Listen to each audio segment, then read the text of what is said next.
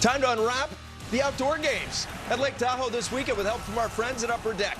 You cannot talk about the Colorado Avalanche, especially alongside a cup winner there in 01, without talking about a couple of identity pieces. Reader, I'm going the galloping Nathan MacKinnon, forever the second greatest player to come out of Cole Harbour, Nova Scotia, and the captain, Gabriel Landeskog. People said, is he too young to be captain? No!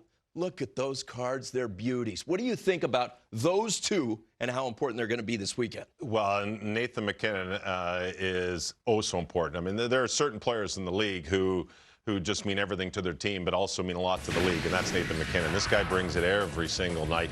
One of the players that you could you would say, I will pay to see this guy play anywhere. And you said it, galloping. I remember when I saw him live first. He was playing the Montreal Canadiens. I was calling the game, and I was in awe of his speed, his power, his ability to stop and turn and do everything at high rate of speed, high intensity, and he's built like a horse. So no question, he will be on display for the Colorado Avalanche. Galloping. In Lake Tahoe. He will be galloping. As long as he doesn't gallop over the boards, he might have to. I just see him skating across the lake, and away he goes. No, hey, come on back here, buddy. That's what the captain's for, to rein the horses in, and that's Gabriel Landeskog, a class individual.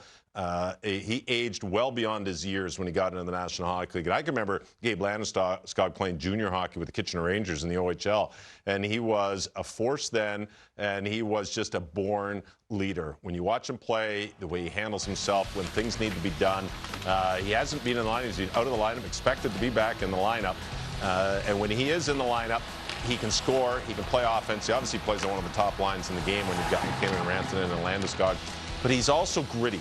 And he has got that ability to know when he needs to bring the grit, when he needs to bring the attitude, when the big hit needs to be made.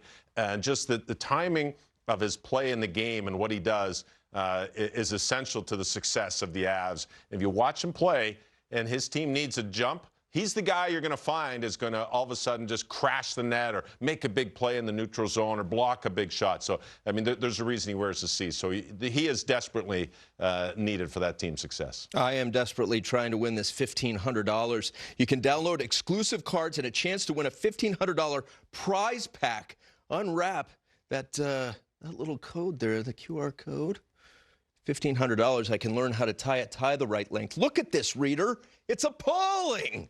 But it's not about me. It's about the flexibility of one Philipp Grubauer. Did he arrive in Colorado with a cup ring? You betcha, with the Washington Capitals. And what about what he's done since he's been in Denver? That's a cool card, the way it's turned and the way he's stretched out in the net. And he is so important to this team. Let's look back at last year's playoffs.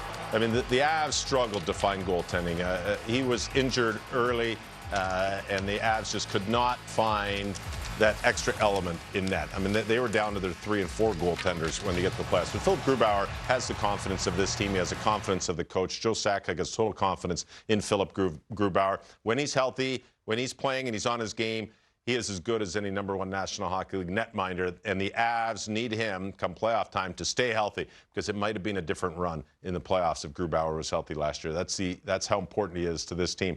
He's been around a while. He's won a Stanley Cup with the Washington Capitals. He knows what it takes to go through the long series. He knows what winning is all about. And health-wise, if he stays in the nets, he's as good as anybody running into the National Hockey League playoffs, and that's something that the Avs desperately need. That name he mentioned, Joe Sakic. I've seen the beautiful Stanley Cup, 34.5 pounds silver, gorgeous. Your name is close to his on this one panel, 2000, 2001.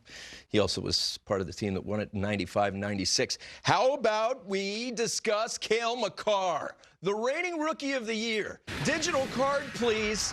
I would do anything to watch this young man play. Talk about wise beyond his years. How is it possible that he's this good this soon? Rosy red cheeks. Yes. He's just, it's as though he skates outdoors every time he skates. Whenever you skate outdoors, you go outside and you're a child, your cheeks just, you come in and they're popping with the red and the cold. Well, that's Kale McAllister. Every time he's on the ice, you see him, he's just got the smile. I was very disappointed, and it was a game-time decision pretty much. And I was watching the Avs in Vegas a few games back, and he was a healthy scratch because they played back-to-back. It was split. but Makar didn't play in either game. And I was so disappointed because he is so much fun to watch. As much as McKinnon gets that puck and gallops, Kale McAllister on the back end, controlling the power play, and his physicality that he's starting to bring to the National Hockey League as a defenseman in his own zone is really starting to ramp up. He's got the size, and he's starting to put muscle and some weight on that young body that he's got. And when he's on the back end, his ability to read the offense, to make the crisp tape-to-tape passes, to thread the needle, just to know when to execute and to jump into the play. Very few defensemen in the game can do it. There's a reason that he was the Rookie of the Year, and nothing. Then he and Quinn Hughes, that was a fantastic battle between the two of them. Great choice to have. Fantastic battle for Rookie of the Year, and I don't think you could have gone wrong with either. But for Kale McAllister, I mean, I played against Colorado when they had Sandis Ojelins. He was the big guy. I played when we had Rob Blake and we had Adam Foote and Ray Bourque back there. Well, you may not have the big three, but you've definitely got Kale McAllister, who I would say is kind of almost a combination of those three guys combined on the Avs defense right now. If I'm an Avs fan and I just heard that from a member of the 0-1 title team, I've got goosebumps. The only thing that could add to this is cards for us. We get to open packs. Let's do this. I'm hoping to get a reader. Let's see. David. Unless you're opening like a 19... Ooh, John Gibson. 88 or America. 90. There's another. Oh, America. Another one. John, I need you. 16 there you days in the Olympics. Brock Nelson. Oh! The game. Pride of Pittsburgh, New York, Minnesota. And that one coming up in about 40 minutes. John Tavares, this, north of the border, could make you a lot of friends. The captain, Johnny T, 91. There's a young gun, Pierre-Olivier Joseph. UC Saros. He's coming up in about another 40 minutes, too, for the Pittsburgh Penguins. A good young defenseman. Reader. Keep an eye on that one. I need you to bow down to the greatness of this. This hologram is Matt Barzal. The only thing better than watching Matt Barzal skate at 1,000,000 miles an hour is the shininess of this. Remember Michael Jackson's glove? Motown 25 special? This is cooler. Look at that. No, you know, that's cool. Get a glimmer. But JD, this one's cooler. Oh, yeah. There's pasta. Pasta. There's pasta. That makes it on opening night. The rookie producer steps up, and we open the pack, and we get a pasta for him. How about that one?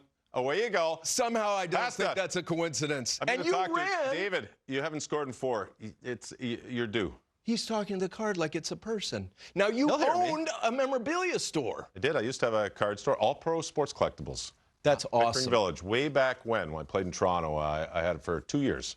In the late 80s, and that was when Upper Deck was just coming out. All the new cards were coming out for baseball and hockey. Remember, Ken Griffey Jr. was #1 in Upper Deck, and he started the Upper Deck off. Look at Reader! And hockey came out. Actually, my first card, my rookie card, was a few years into my career, and it was the Upper Deck card. Can't remember the exact number. And it was the 89-90 set. Yeah. So yeah, it's been a lot of fun. Here. And yes, I still, if you go into my office, you'll see some hockey cards. And I still dabble and collect. It's a lot of fun. I liked watching you talk to pasta. Watch this. We're going to show you pasta live and in color. Yes. There he is. Indeed. See, he heard me. Bury it. You got to bury one, pasta. Yes. 88 is going to be a focal point when we return. Those Bees sweaters are something. Just the history. Original 6. Don't go anywhere. Unwrap is presented by Upper Deck. UpperDeckEpack.com lets you buy, open, and collect your favorite hockey cards from anywhere at any time. Get a free pack every day just for logging on. Visit UpperDeckEpack.com today.